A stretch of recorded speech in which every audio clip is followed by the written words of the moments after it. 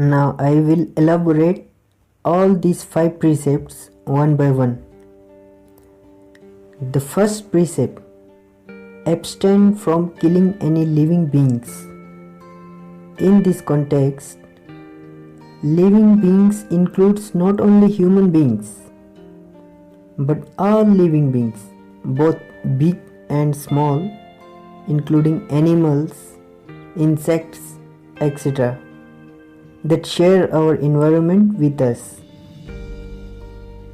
In addition to killing, any form of harming, injuring, torturing and ill-treating a living being is also included in the spirit of this precept.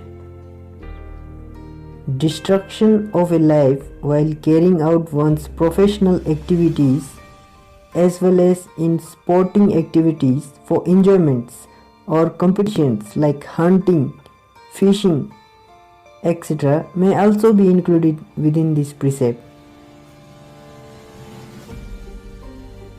The intention is an important factor in carrying out an act of killing, which can be done by a person directly through one's own bodily actions or indirectly by giving instructions or commands to others to carry out that act of killing.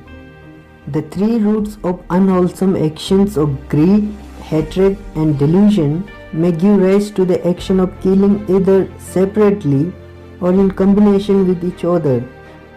While killing rooted in hatred is considered more serious than killing rooted in greed. Now the second precept, that is, abstain from stealing. This precept involves the stealing or taking something that rightfully belongs to someone else, which is not offered or given to oneself by the respective owner. In addition to stealing, other forms of taking things belonging to others through robbery, fraud, as well as any livelihood involving any forms of deception, bribery, exploitation and manipulation may also be included within this precept. Employees not fulfilling the duties they are paid for, employers failing to pay their employees adequately for the work they carry out, misuse of property belonging to employers or the state, and traders selling goods of low quality to customers can all be considered to fall within this precept. As with the first precept, the intention or violation to steal something that knowingly belongs to another person is an important factor in violating the precept, and the action of stealing can be rooted in any of the 3 unwholesome roots of greed, hatred and delusion, although greed may be the most frequent root involved. Now the third precept is abstain from sexual misconduct. In addition to sexual misconduct, this precept has also been interpreted by some to include misconduct in all sensual pleasures from any sense organs of the body. Improper sexual relation for a man includes having a sexual relationship with any female who is cared for by her parents, brother, sister or any other relative, as well as someone who is married or engaged to another man. Sexual relationships with any close relative, which may be prohibited by tradition, and with religious nuns are also included within this precept.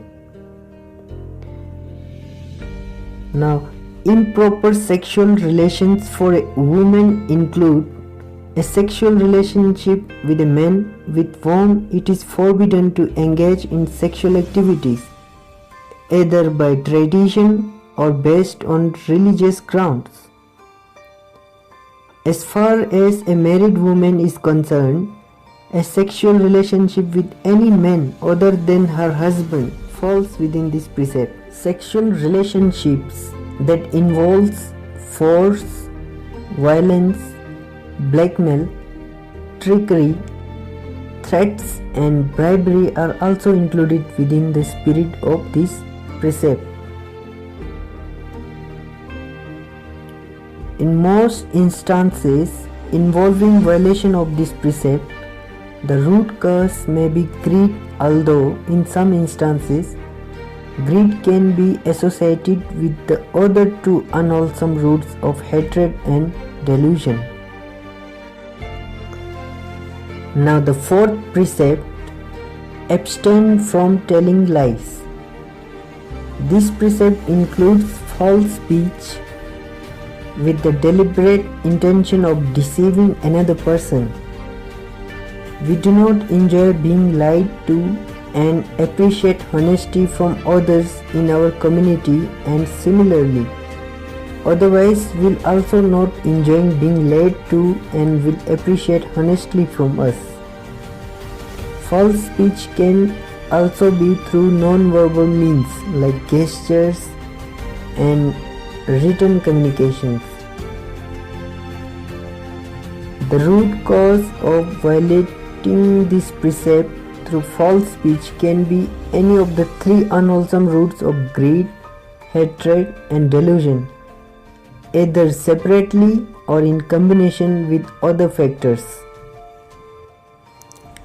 Now the fifth precept is abstain from alcoholic intoxicants. The substances included within this precept may include fermented alcohols like beer, wine and cider, distilled alcohols like whiskey, brandy, vodka, arak and rum, and intoxicating drugs such as marijuana, cocaine, heroin, opium and many other such substances. Alcohol and other intoxicants can cause disturbance in consciousness, senses, attention, perception, mental and physical self-control and lead to heedlessness. A significant aspect of this precept is that one who violates this precept is capable of violating the other four precepts as well. The root cause for violating this precept are mainly greed and delusion. And it should be noted that taking alcohol or other intoxicants contained in medication for medical purposes doesn't amount to violation of the precept. Now, considering the fact that in all five precepts, one is expected to undertake to abstain from performing certain physical and verbal actions, one may wonder whether the precept presupposes that those who observe them carry out only negative behaviors rather than any positive behavior. However, this is not the case, as each precept has both a negative and a positive aspect. And while it can be difficult to produce strict guidelines regarding abstract qualities like compassion, goodwill, generosity, honesty and contentment, it is much easier to develop them once their negative counterparts are controlled.